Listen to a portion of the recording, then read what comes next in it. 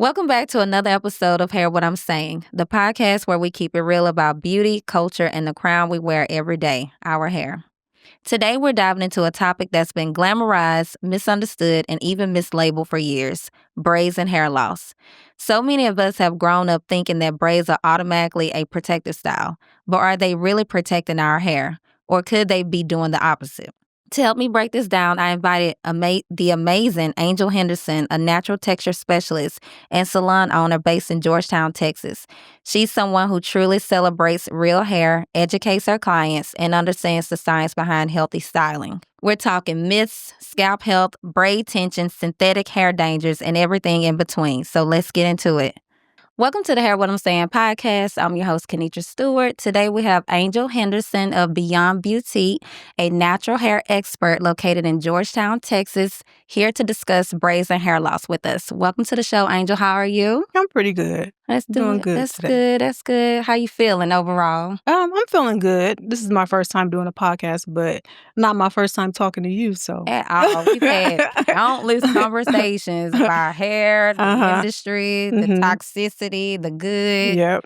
all of it.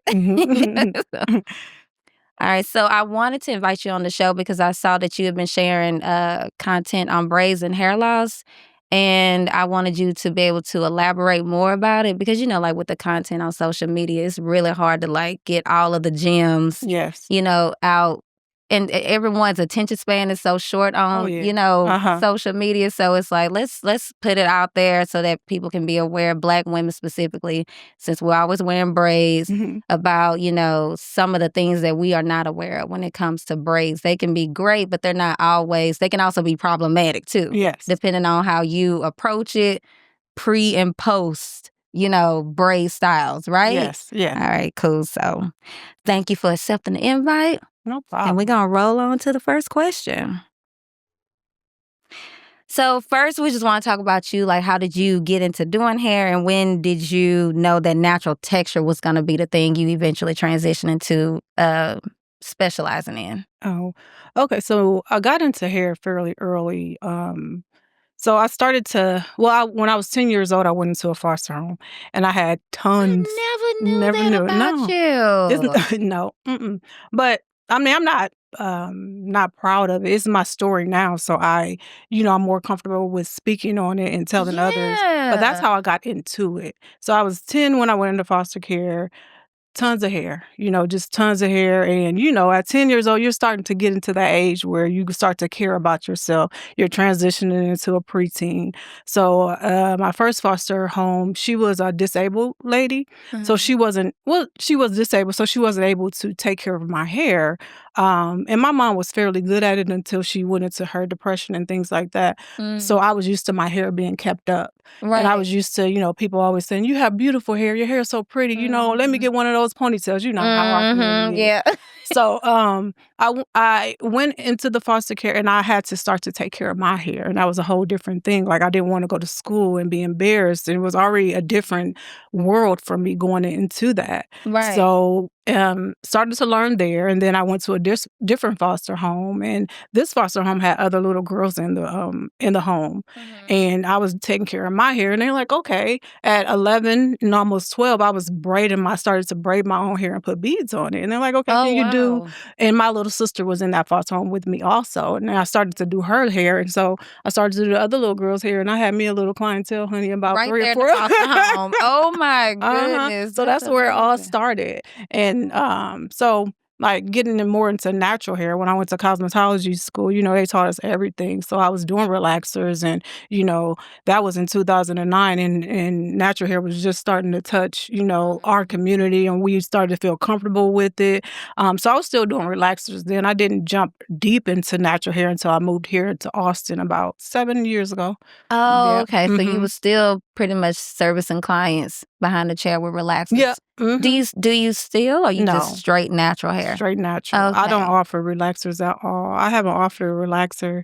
I probably only did relaxers for a couple years here. Yeah. I mean, the demand is so low. You don't really make money from it. No. It'll take you a long time to go through a whole jar of relaxer today, you know? And that's what I was getting into. I kept my jar of relaxers for a while, and I'm like, the shelf life, it can't be still You good. And can't. I'm not, Mm-mm. I wasn't focused on learning it anymore. And like our mindset as caring for the hair, when you get a stylist that cares, you want to know everything about what you're doing to your client's hair. Right. And I wasn't interested in learning that anymore. I was shifting more into the natural hair. Yeah. And I just had like 2 or 3 relaxed clients. So I was like, you know what?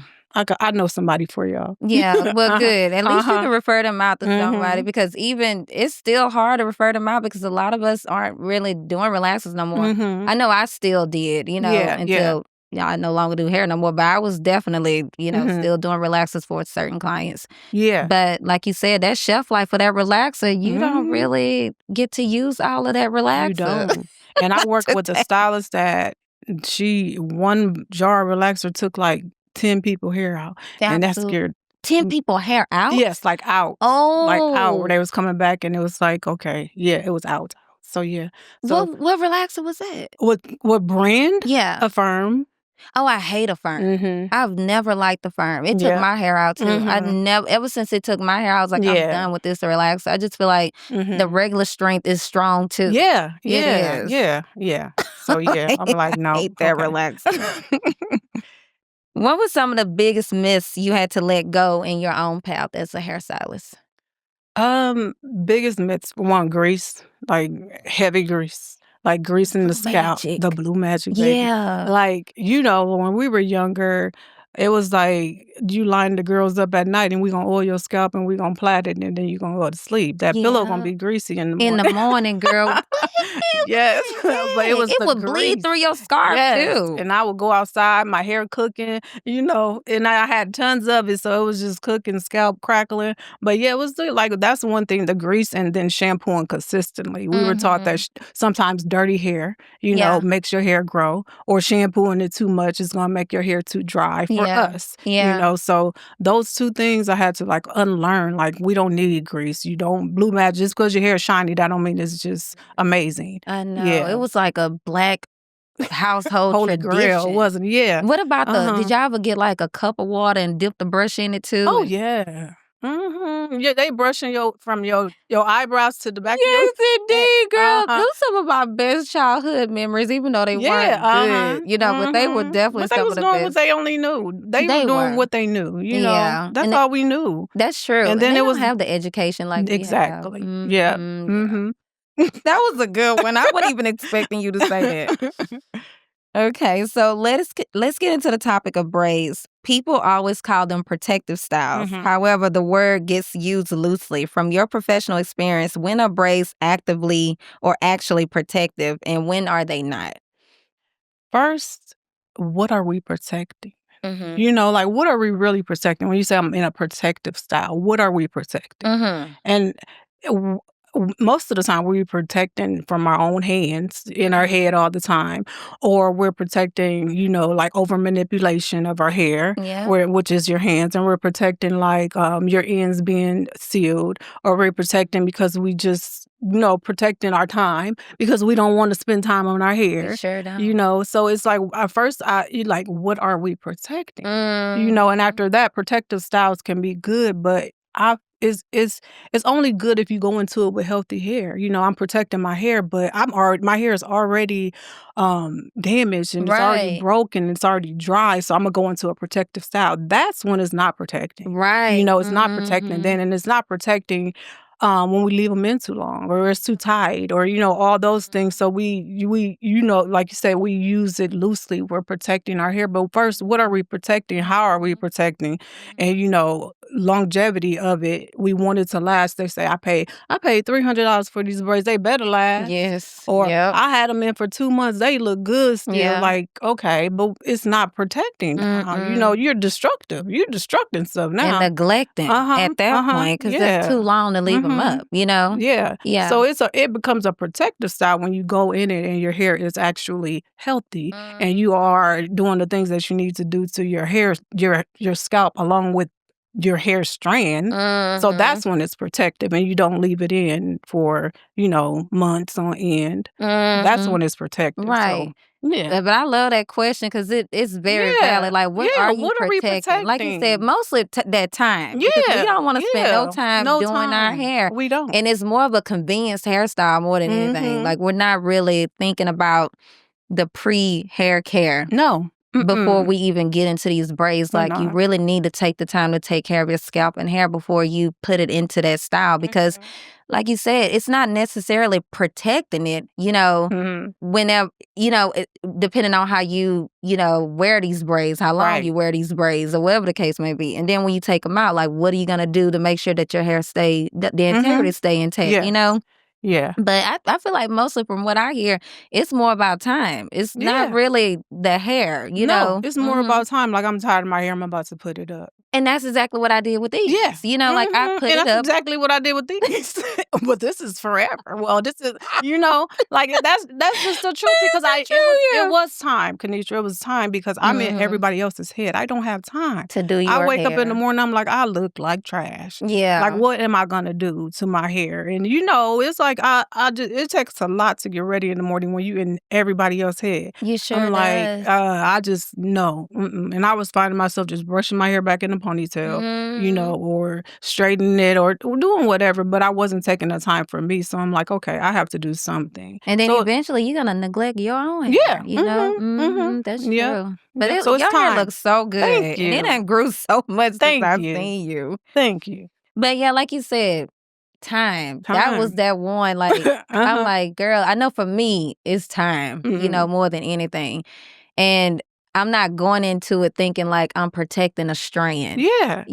Like, like, what are we protecting? Yeah. Like I told one of my clients, like, girl, her hair, I'm like, well, you need to put some, not a protective style, you need to put some mittens on your hands, because you tearing it up. That's what it is. Yeah, right? Like, they do so much. Well, we do so much, because I've done so much.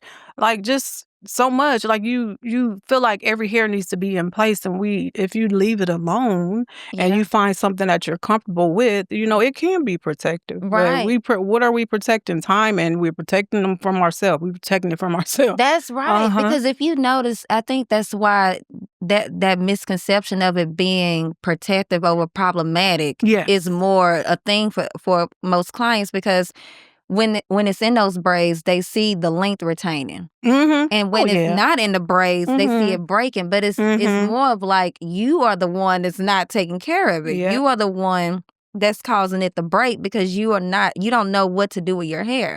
So in their head, it's like, oh no, it's protecting my hair, because anytime it's in these braids, it's doing great, it's right? doing great. And they're like, oh, I got a lot of new growth. But what about the outgrowth? What about, all the other things? Yeah. And, even with our kids, like my daughter, I'm like, you have to, when you have your braids, and you have to spray, you have to moisturize. So yeah, it's like, what are we protecting? Girl, even your baby, what she be doing? Girl, she don't be wanting to listen, ain't No, no. She's starting to now. Because I gave her that haircut. You gave her a haircut? Yeah, because it was like, that, like, when you first starting to do your hair, the over manipulation, I want everything to be in place. I'm cute, and then she has a lot of hair also. She so do it's like, have a lot of hair. When she like, I feel like I get a haircut every time you do. You really do. Because it's and your hair should be down your back. Yep. Yeah. It's like so cliche to me when we have daughters, and especially if we are promoting hair care, and then they go out here and do this. Like, girl, you ain't listening to me. So why do I expect my clients to listen to me, girl? Yeah, but they do teach us. Like, I know she enlightens me, like, what I should talk to my clients about. Like, she's a client, she's a client. So what she thinks and how she takes care of her hair at home, and she's a product junkie as well. And your baby. Oh my yes. God. And she's starting to unlearn that too. I'm like, because it's the internet. It's They the come up like, influence. this is this is that, did this type of product. I'm like, if you understand the ingredients in the product, which I've took time to, and your mom, you have it right on here, then you don't need all that. You don't. I'm glad you brought that up too, about the ingredients in the product. How I feel like that needs to be clients need to be educated on that more than they do the actual product, because that front part is just the marketing label. Yeah. You're like, oh, it contains vitamin E and it contains aloe vera, but it's like, go look at them ingredients. The ingredients, and then actually how you use it, what you build off of. That's like this right. is building off of this, is of that, and Absolutely. That's where the real education is when you want to go shopping for some products. Yeah. And like you said, you won't need a whole beauty supply store if you did, you know? Yes.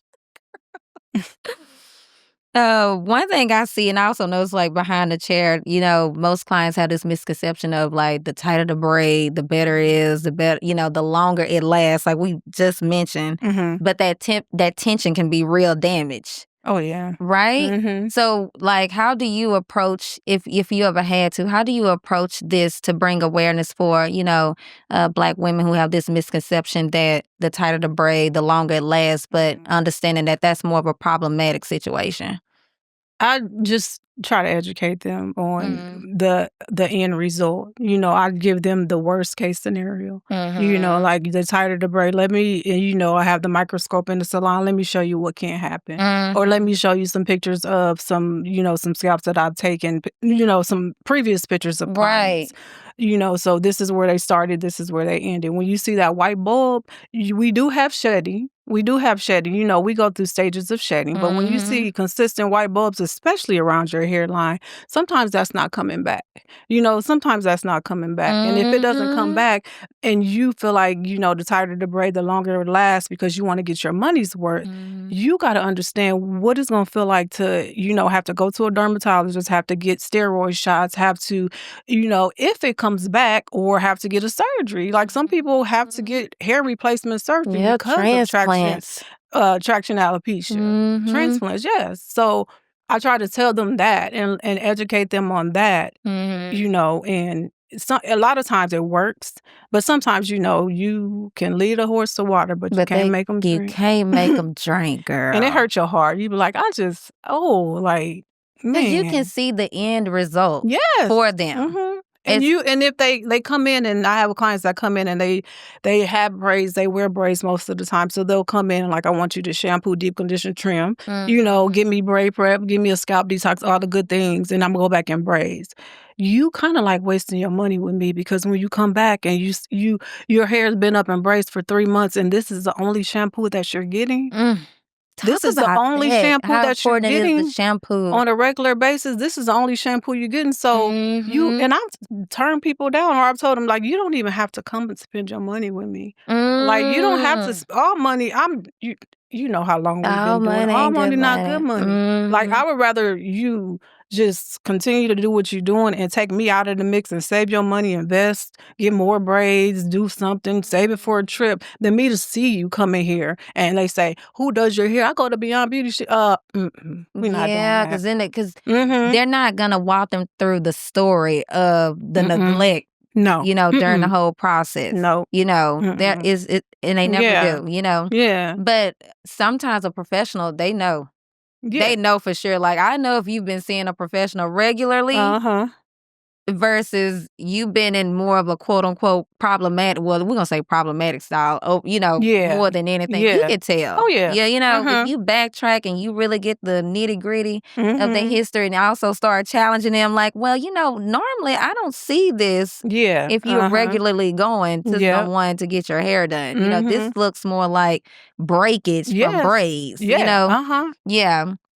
But I'm with you there. I don't like to be in the mix of that either, because then that's your reputation on the line, where people are looking at your Instagram like, well, I don't see that anywhere. Oh, this is one of the ones she don't want to show. Because, Yeah. Like, it ain't got you nothing always to do gonna with show me. your best work. That's just like, I'm not gonna put up something where, you come in and you want a silk press and, you refuse a haircut, and it's like, I'm not putting that up. No, I'm not either. putting that up. No. Because it also, that's not a part of my brand. Exactly. It's my name is Beyond Beauty. It's beyond you looking good. It's like, I'm deeper than that. I Like, love that. man, it's deeper than that. Yeah. It's all about, people have to go, you have to find the hairstylist or the professional for whatever needs that you want. If it's hair care, then you have to seek a person that's all about hair care, and then that finish will be last, you know? Oh, yeah. Yeah. Absolutely, That's yeah. the finished product is just the icing on the cake. All the things that happened before, man, That's what's yeah. important, you know? Absolutely. And what about timing? How long is too long to keep braids in before it starts working against you? That's really loaded as well. Mhm. It depends on your hair, Mhm. like we talked about, it depends on the health of your hair before you get the braids. It depends on the thickness of your hair. More finer hair is easier to break. Even with the color of your hair, some like when Mm. you have a lighter texture hair, it's just the layers of your hair aren't as strong, and you don't have as many layers as someone with darker, thicker hair. So it depends on your hair. It Like sure people ask, does. like how long? It depends. It really does depend on your hair. I say generally no more than 6 weeks. They're like, I'm Mhm. gonna pay this lady this. And I'm 6 sitting in that weeks. chair this long. Mhm. I'm like, yeah, about 6 weeks because at that point you need some protein. Yep. And even if you try to take care of your hair in braids, you still need things that the braiding hair is going to soak up before it gets to your It hair. sure So you is. need things in your hair, and it depends on your hair strand. They And sure it's the do. people that want to go in braids, their hair is already damaged. Like you probably should keep those up for two. Mhm. And Absolutely. then I have a lot of clients that say you shouldn't get braids at all. I'm sorry, you Yeah. should not get braids at all. And they're like, "What I'm supposed to do? I'm going on vacation." You shouldn't get braids at all. We can explore Wear other your things. hair. Yeah, Yeah. try to wear Wear your your hair. Like, hair. try it. Yep. You should try it. You should But I try it. love that answer because it's not a one size fits Mm-mm. all. It's all situational. It's It's all situational. Yeah. circumstantial too, Mhm. Like you said, it just depends on the hair. It really It does. do. It depends Mhm. on your hair. It depends on your scalp. It Mhm. depends on your lifestyle. It depends on all of those things. It sure So I can't does. tell you that. But that 6 weeks is like that sweet Yeah, spot. that's a sweet spot. Right? Yeah, Yeah, it it's sure a sweet is. I'm spot. at 6 weeks right now. I was like, shoot, I'm gonna do this podcast though first and then I'll take these things. Because of your time. I was like, I was like, no, no. But yeah, I made 6 weeks Saturday. Mhm. I was like, that podcast Monday. I was like, oh no. I was like, I'm gonna do this podcast and I'm gonna take them braids out. I'm gonna hit that 7-week mark. Uh-huh. But I know my hair, Yeah, you know your Yeah, I'm hair. gonna hit that Mhm. 7-week mark and then I'll remove them. But I was like, Okay, so beauty over health. Mhm. Social media plays such a big role now. We see these gorgeous styles that go viral, but the scalp is suffering behind the scenes. Do you think we're learning more not learning, but leaning more into aesthetics Mhm. than the actual integrity of the hair's health? Yes, I do. Mm-hmm. I really do.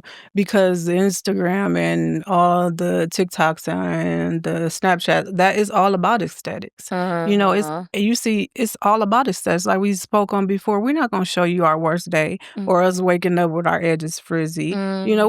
We're not doing that. So We it ain't is that all about vulnerable. no, we're not that vulnerable. So it's like, especially with the younger girls coming up, they came up with social media. They came up with having to be perfect. They came up with the filters and all these things. So, they are leaning more towards aesthetic. Like I have to be on all the time. Like I Mm-hmm. have to be on all the time because everybody else on. And when you Mm-hmm. lay down and you scrolling, you feel like everybody where you seen them is where they left off. If you seen them looking beautiful on the beach, you feel like I'm going to sleep, but she's still standing up beautiful on the beach. It's That's not. right. It's It's such an not. illusion. It's such an illusion, and not Mm. even just with the braids. It's with these lace front wigs, honey. Everything. Like they have to be laid. You see every lace front wig laid flat on your edges with the glue. Yeah. So And only can you imagine what that's gonna do?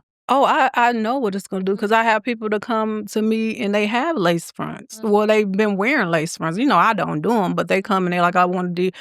I've never had a client that is in consistent lace fronts where their hair is healthy at all. Not one person. Nope. It's always all broke off around the edges. And then the rest of the hair looks so good, right? Yes, it's like it's either good or bad. It's like your edges broke off always 100%. Yep. And then your hair is full back here. Yep. So I'm having to do a comb over. Or it's like it's broke off back there because some people are like, I don't want to cut it. What are you don't even wear your hair, so why are we holding on to what? You don't wear it at all. No. Like you don't wear it at all. And they'll come in for like a silk press or something, or I refuse, or I'll do it. And they're like, how long is it gonna last? It's not gonna last that long, baby. I just wanted to give you a good tell them haircut. why it's not gonna last. Come on, tell them. Because your hair, your layers of your hair is so broken down, and it's so split to where even if it's split and I trim your split ends, that hair that's split and that one. The left, it's like a Twix, you got the left and you got the right. So if they split, they better together. But if that left split off and this is dangling and lifeless, then that's not gonna. Your silk press ain't gonna last. It's not so gonna limp. last. It's not moving left or right. It's just, it's not gonna last. And then, if they also keep these wigs installing, these braids installed for long periods of time, you're not getting no hydration. No hydration. So as soon as you hit the outdoors, that moist, your hair gonna be like, yes, right, so dehydrated. Give me that moist. And then next thing you know, your hair is pooping up. Pooping up because it's wanting all the moisture that it can get from anywhere. It's anywhere. Like cough. It's like and it is. Say I'm wrong, Kenitra. I'm not wrong, huh? Somebody call. No, for real. No, for real. Any type of anything. It's like it's just dying. Yeah. Somebody and then here we go saying that Angel did my hair and it didn't last. No, I know. I feel like, oh my goodness, like we have to start taking accountability. Yeah. This is not necessarily your hair not lasting because you didn't get a good silk press. Because here's the thing. We always talk about healthy hair journeys. It's like you want healthy hair, but you don't want the journey part. It's the journey. It's like a healthy hair journey. It's a journey. People use I'm on my healthy hair journey, but you're not. But you're not. You want to go fast, but you're not. If you haven't taken care of your hair for years, it take a long time for your hair to grow out from the scalp to your chin. Right. Like that's years. That's of a years. healthy head of hair. So people like how long consistently, how long is it gonna take? Years. So if you don't have time, you on a sprint, honey. You ain't on no journey You're here. not on a journey. You're not. It's man. But those are facts. And what I also see is years of neglect, thinking one hair appointment is going to fix it. Honey, it's going to take years to fix it. It takes years to fix it. Just as much you put into it. It takes years to fix it, and a lot of it is irreversible. You have to cut. And I tell clients that when they come, especially their first appointment, I'm like, okay, here's where we are. You see through, even though you see through the area and that's what we're going to cut off, it's still some damage up the hair shaft. Sure is. Up the hair shaft. So we still have to grow, cut. You might be here. You might be at a bob length for a year or so. Yeah. Because we growing and cutting. Yep. But I promise you it's worth it. It is. It's so worth it. It is. And I love to get the clients that just trust your word or and do move whatever. Forward, right? And you actually see them with results faster. You do. Opposed to the ones who are just so hesitant to just move forward with the treatment, you do. And you get those clients that come and they're not coming back. Girl, they're not coming back. But sometimes you get the clients and, girl, they come back. You think they're not coming back? And they come back. I didn't even document this because I didn't think she was coming back. She ain't coming back. Right. They don't even give you that energy. They just kind of there. They say they want something, you do it, and they leave, and you're like, she ain't coming back. No, or they there and they say like 20 words the whole appointment, which I'm fine with. You remember I got my TV? 5 people a day. You get exhausted. No, I'm done. I do 3 people a day. Good. Just 3 people a day. Yeah. But they come back and you're like, oh, you serious? And then they keep coming back. You like, I didn't even document this. I'm so mad at myself. Yeah. Especially too, like I had a client when she first came to me. She actually came for a bridal trial. Okay. But I didn't do the bridal trial because her hair was too broke. I said, let's just take care of your hair this appointment, and then you come back and we'll do the bridal trial. So we cut it. And we cut into a bob because it was broke off in that little neck area. Okay. So we cut into a short bob. And over the years, it has grown, but she can't see it. Yeah, they can't. And I was like, I hate I didn't document this. But I also thought since she initially booked for me to do her hair for the wedding. I was like, she ain't coming back. You know, I'm gonna cut this. This is a good, healthy start for her. We'll do the hair for the wedding, and that'll be it. But she kept coming back.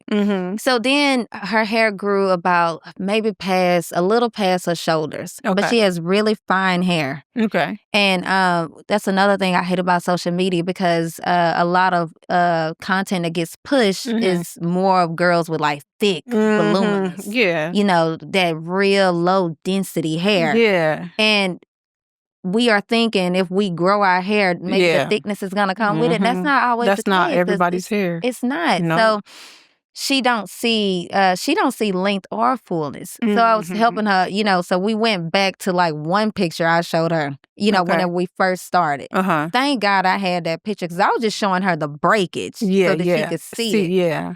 But still, just because it wasn't where she think it should be, she could not even appreciate it. I'm like, y'all have to appreciate the process too, and the progress. You have to appreciate the process, the progress, and you have to appreciate what God gave you coming from your head.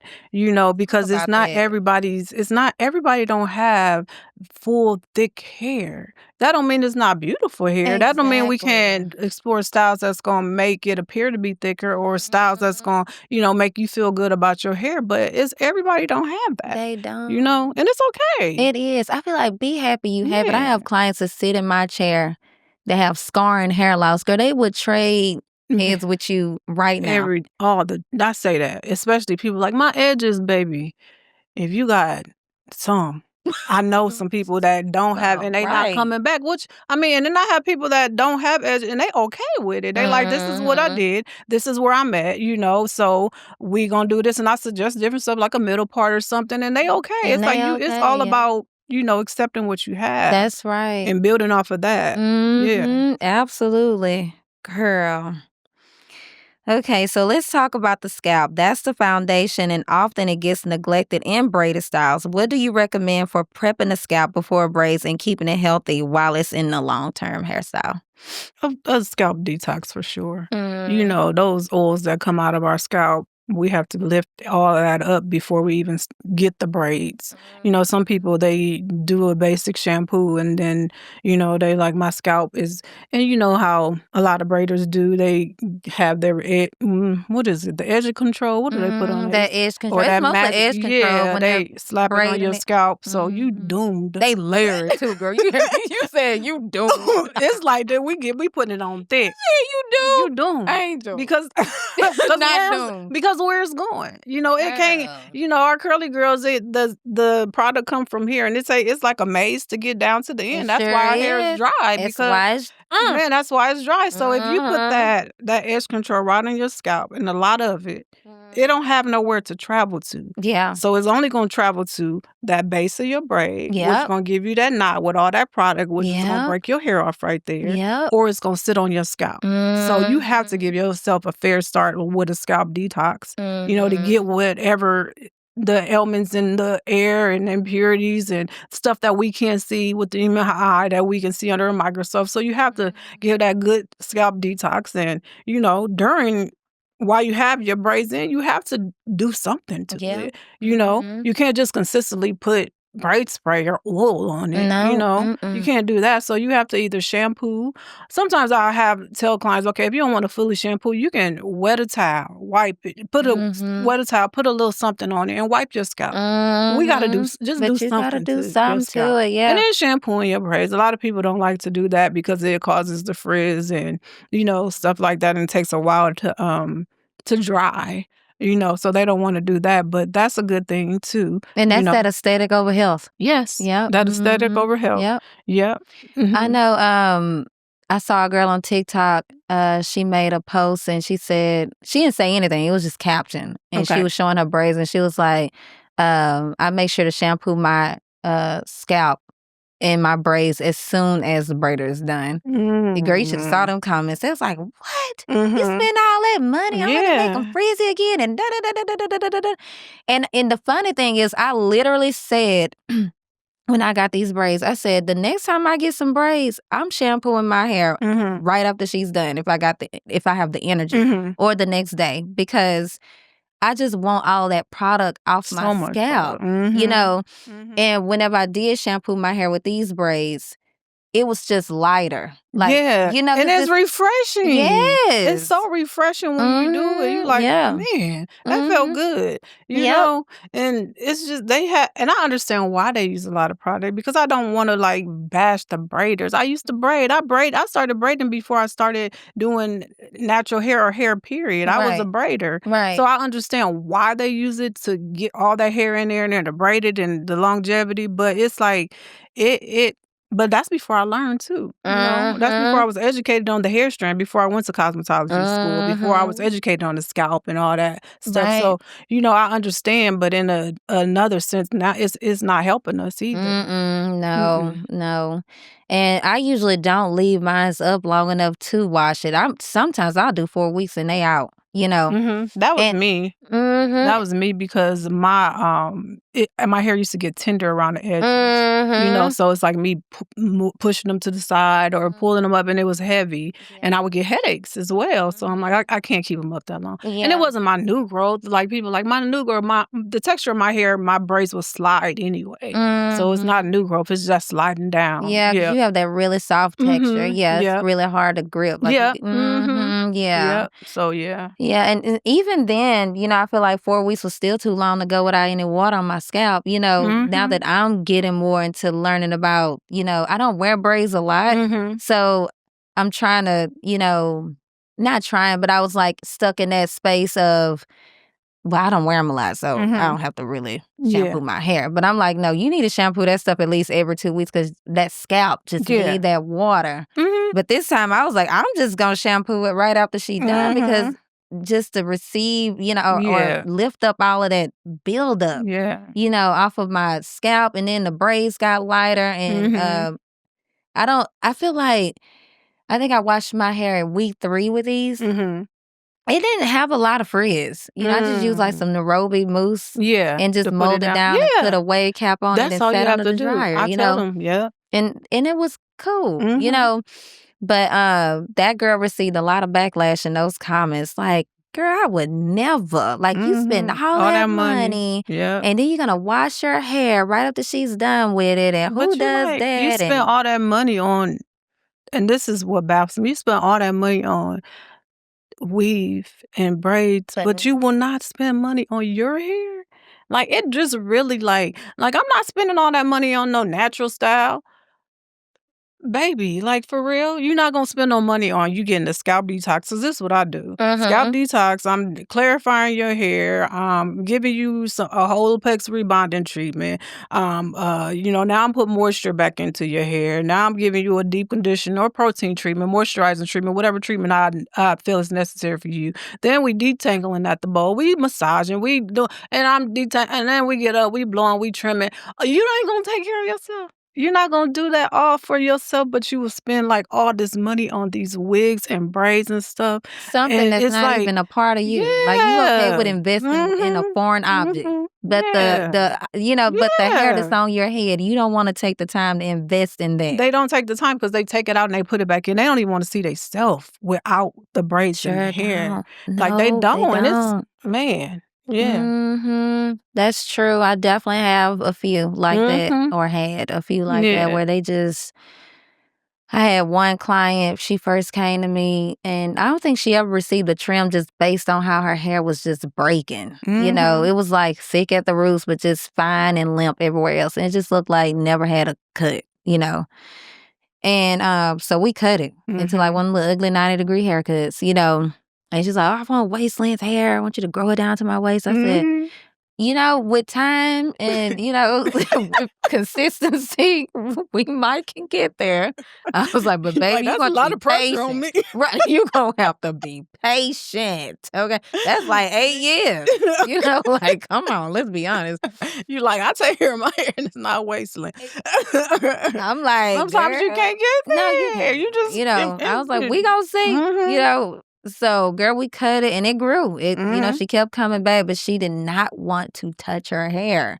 So it was more like, I'm coming in just for you to. We was doing hair extensions. Okay. So she would come in, do the weave maintenances. That was a good thing about her. She stayed on top of the appointment. So she did see results because of that. We got her down to probably at the bottom of her bra. Yeah, because she had that hair that could grow. Yeah. And you could tell. You could tell, like, you could probably get there. You'd be like, probably, maybe bra length, And so, but she got pregnant. She went to back to Houston to live. Her and her husband lived with her mom while her house was getting built in Austin. When she came back, her hair was broke off. Don't that break your heart too? Oh, it broke my heart. Start all over again. Got it back growing. I didn't see her for like 6 months. Came back, broke off again. I'm telling you, we grew it to the same length at least 4 times. The last time I saw her, it was up here to her neck. Like I had to cut it all off. Yeah. And so I'd be like, if you keep coming, if you stay consistent, you could actually see some results. Yeah. But it came to this point where it was like, well, my silk press is on last. And I was like, but you don't wear your hair. You don't wash it enough. And they say like you can heat train it. It's really not heat training. It's you getting the proper products and you getting it properly done and you building and you taking care of your you taking your hair, you taking care of it. I was on the on Instagram and I seen a lady a post. She was like, I don't understand why y'all do all these hydrating treatments, all this, and then y'all gonna blow out their hair and y'all gonna silk press. Y'all just wasting time. Y'all just messing. I said, I stay out of the comments because we can go all night. Right. But I'm like, you have to prep that hair. You have to hydrate that hair in order for things to work. Like you are building up strength for it to withstand the things that you're going to do to it. Like, exactly. But y'all know more than me. I feel like it's not to knock the influencers. I feel like they just have more mind control. Over, the consumers than we do, And they have more mind control because we say it takes time, We are real about it. And some people want that beautiful lie, not the ugly truth. It's like, this is just what, if you listen to what I'm, informing you on what to do, I promise you, the reason why you keep coming back is because you are listening to that influencer. The reason why you don't see no results is because you was listening to the influencer. And there's so many influences, you don't know what to do because nobody's really looking at your hair. You're not sitting in anyone's chair and they're saying, okay, your hair is finer. I see that you don't have as many layers as the next. So we're going to have to do this, that, and that. They don't come up with a plan for you. So you can't be out there on the internet just swaying with the wind. No. Because you're going to be bald-headed. No, you are. But if that's what you want, Never wrong with that either. Right. It's just all about the goal, at the end of the day. Are there any treatments you swear by for your clients that keep their scalp in good condition? I have a few. I was doing Wonder Crown with Mazzani, which I like that. I do like that. It's a more oil base. So, oil lifts oil. So with my oilier client, I like that. I've been dabbling in Amika's preset, their charcoal scalp detox. I like that because it's light and I like that they have a lot of natural products, like clean products. I've been liking Amika lately. Expensive as hell, but I like them. It sure is, even for the professionals. God bless the consumers. I went in there and I'm like, I'm racking them. They like $450. I'm like, wait a minute, what? It's expensive. Let me get the trial sizes and see. And I like the full line of Biolage. I like their cleanness. Yes. I like the scalp scent? Yes. I love their scalp scent. I love that. So like with my clients that really have just scalp issues and, like if I do a pre-poo and they sit in the chair, then I'm going in with my scalp scent each time. Indeed. I love that. It's so gentle good. Yes, too, right? It's so gentle. It's so non-stripping. It's so not perfumey. You got some good scents, but it's not like you didn't drop your Versace in there. The whole bottle, right? No. Because a lot of people aren't aware that fragrance sometimes is even harmful, on the hair, on the scalp. Yeah. Especially if you're very sensitive. Yeah. So you want to kind of sometimes find a product that's very light. Yeah, very light. Smelling or it's fragrance free, So that's right, girl. But Biolage, they definitely stepped it up whenever they came out with that scalp scent line. They did.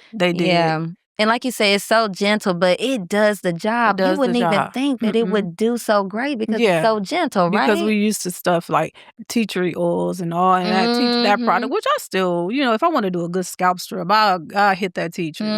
But like with that biolage, you like, okay, this is some light stuff. Is it really gonna do the job? Because but it does It does the job, girl. I've been liking it. I love it. I also want to touch on scar and hair loss, traction alopecia, and CCCA. Girl, all them C's. I know. For example, these often come from repeated stress and ignoring early signs. What are some red flags people overlook when their scalp or hair is trying to communicate something? Let's see. I know just like smell. Sometimes you can smell when your scalp needs some attention. Yeah, you can smell and then the CCCA. That it starts in your crown area. Yes. And then it could be like not detectable to you because who looking at their crown? Yep. Besides a hairstylist. So if you catch that early, you can get the treatments, you can get the steroids, you can get the vitamin D, you can't get all those things to stop it. Because most of the time CCCA is genetic, right? It is. It's like your grandmother had it, your mom had it, so if you catch it then and you go to a dermatologist, they can catch it then, but you have to someone has to be above your head to see that, but if it starts to spread, then sometimes you can't do nothing about it. You can only treat what you have. Right. So catching those signs early, and then most of the time, it's like itchy or it's inflamed, or like those type of you may see some little red bumps, things like that. So if you catch that early, you have to catch the CCCA early. You have to. That's right. You have to. And with the traction alopecia, like we spoke on those bulbs that you see, those white bulbs that you see over and over, like back to back when you get those braids or you getting those wigs or, you have to stop. There's nothing else to do with that but just stop. And I tell, like when I have my wig clients, they like, well, I just put my wig on. I'm like, do you sleep in it? Yeah. I'm like, so would you put a rubber band around your waist, around your wrist and sleep in that all night? What you think that's gonna do to your hand? Cutting off all types of blood flow. Blood flow, and you need blood flow to grow your hair. Yep. Those hair follicles, it's a whole function. It's a science behind it. It sure is. And blood flow starts. Cutting off all the oxygen. All the oxygen, all the blood flow. And you don't get no sunlight. Nothing. No, nothing. So you gotta pay attention to that. Like that, if you see like those hair bulbs or you combing it and his hair coming out, stop. Just stop. Yeah. And those are some really great early signs. Those are like the first signs right there. Like you said, those bulbs, one, that itchy, inflamed scalp. Oh my goodness. Those are the first ones. When you start itching out of control, that's a sign that your scalp is stressed. Yes. It's getting ready to release that follicle. It's gonna release it. And once that, like when you have girl. I'm like, at the crown, once those follicles start to close, it's like it's closing off. Closing off. Then put it in a chokehold. And it like that CCCA, you can reverse it or keep it where it is, keep it stagnant. But that's beyond our chair. It sure is. You have to go to a dermatologist. Yes. Yeah. And I do refer it off. We're usually like those front lines, though. Like they always come to us first. Because I don't even know if they know this is more medical than it is anything. It's beyond what I can do, Girl. And when clients come in after years of braiding without proper care, how do you help them begin with that healing process? It's refreshing that you say healing because it is a healing process. And it's deeper than just healing their hair. It's so much deeper because when they have the braids back to back, you have to change their whole mindset on their hair and themselves. Like you have to try to find different styles that makes them comfortable without wearing braids.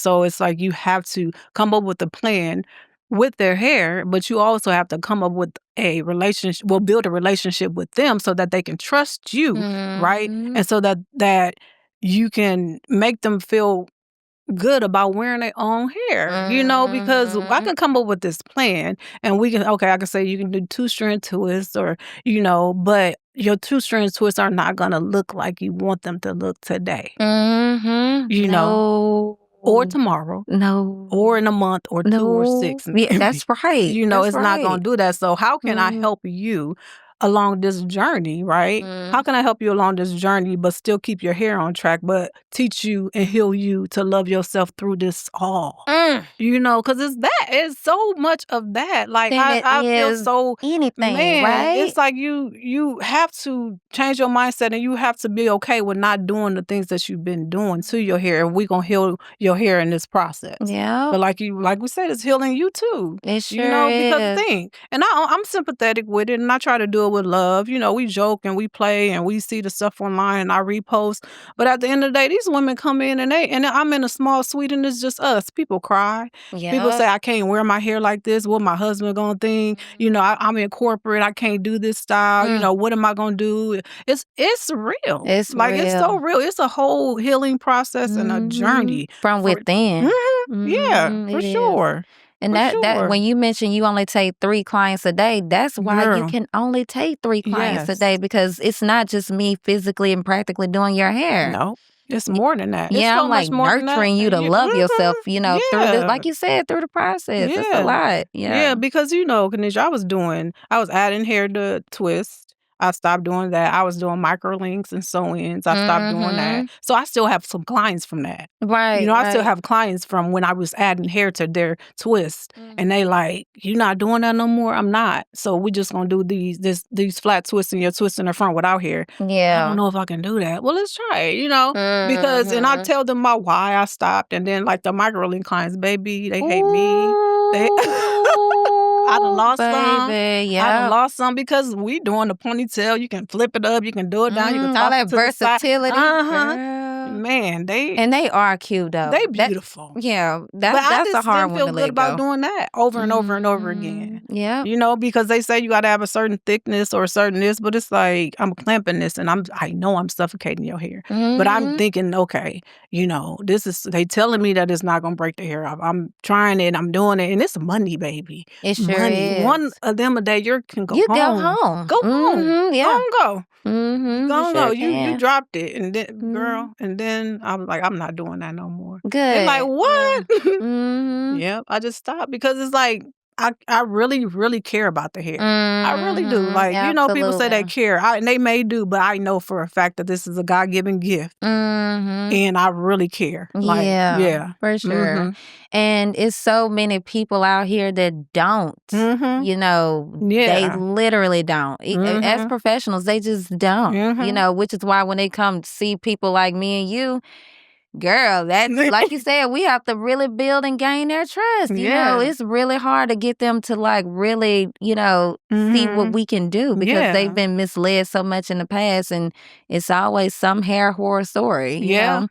So when they finally come see me and you, girl, we're dealing with a whole situation. A whole situation.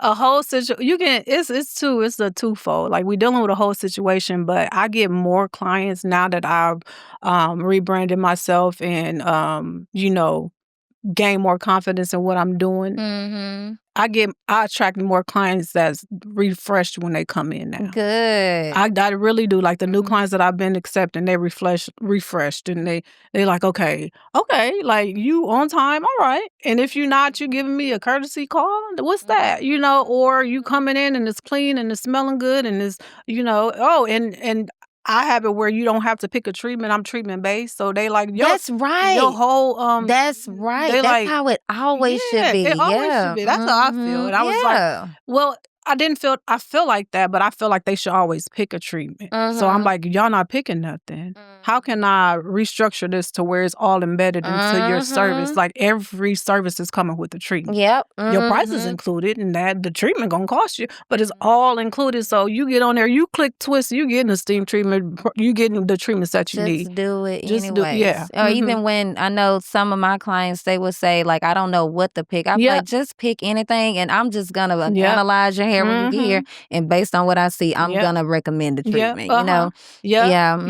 I would tell them to do that also, but then they just wasn't picking not at all. Like, go get that style. Yeah, that was just not paying. I'm like, you know what, let me just put it in there. Let me include it in the time. Because think, if you're getting a silk press, you need something. You need some treatments to build it up. The prep. If you're getting twists, we know you're going to leave them in for a couple of weeks or so. So you need some treatments, you know. If you're getting everything that you're getting with natural hair, you need some sort of treatment. Right, you do. I just feel like you do. You might not need protein because you can over protein someone's hair, but you need something. Yep, absolutely. A protein overload, that was one that, ooh. That, what is it? The apogee? Everybody's doing. That's some strong stuff. That's because of YouTube. The influencers, like, they you know, they mean home, well, like, but like, you don't need to be having that stuff at home with your hair brick hard. Girl, I mean, you sound that dryer. I remember in my early days, I sat this lady under the dryer, Kenitra, with that effigy on there. She was, when it dried, she was stuck to the back of the dryer. Because it's sticky too. It's sticky and it fuses to whatever it's. It sure does. Man. It will stick on your neck. You got to make sure they all layered up to the neck. And it stinks so bad, Lord. So bad. Jesus. Man. Oh my gosh. Before we wrap up, I want to ask you this. What's something you wish every client knew before they sat in your chair? That I truly understand that natural hair isn't easy, and that when you sit in my chair, that I'm truly invested in partnering with you to get you to where you want to be and where you need to be. And I just understand it's not easy. I'm not the stylist that say, all you got to do is, all you got to do is. All you got to do. No, because I had natural hair. So I'm in the shower. I'm just doing the things. It's step one, like a wash and go. It ain't no wash and go. It's a wash and Girl, Angel. I stopped doing wash and goes also. I don't do those anymore. I'm like, girl, no, I'm not doing that. But I just want them to know. No such thing. Just know that I know that it's not easy, and I'll meet you where you are. I'll meet you where you are. Yeah. Now, I'm going to tell you the truth, and I'm going to be honest, but I will meet you where you are. Well, we will come up with a plan, but I know it's a journey, and I know it's not easy, and, just partnership with people. It's really collaborative. It is. It's so collaborative. When we decide we're going to lock in on this hair journey, we collaborating.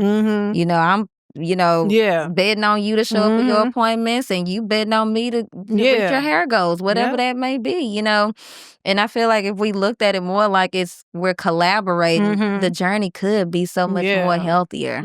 I ain't gonna say it's gonna be easy. No. But it'll be healthier for your hair. Right. And it's worth it. What's worth having that is easy? Nothing came easy that was really worth having. And if it came so easy, you should question it. Absolutely. Yeah, you should question those are facts. Nothing in life worth having is easy at all. Well, thank you, Angel, for extending your time and sharing your expertise and your knowledge with us today. If you would like for our listeners to connect with you, please shout out your social media networks, your website information, and also how to book you. My website is www.beyondbeauteahair. That's Beyond Beauty is spelled BEAUTEA hair.com. And you can actually book from the website as well. Yep. And then on social media? On social media, I'm beyond.beauty on Instagram. That's all I got right now. I don't have you. I get so overwhelmed with it, girl. Yeah. So that's all I have is Instagram and my website. Girl, I've been doing I'm fine. really trying to figure out which one I'm letting go. I'm like, is it going to be TikTok or is it going to be Instagram? But I'm letting one of them go. I don't know which one it's going to be. I feel like you do so good I don't know. Like, I get overwhelmed too. It might Okay. not look like it, but it's very overwhelming trying to Yeah. balance all those different social medias. Mhm. That's why sometimes I will go ghost and don't Yeah. post because Yep. I'm tired.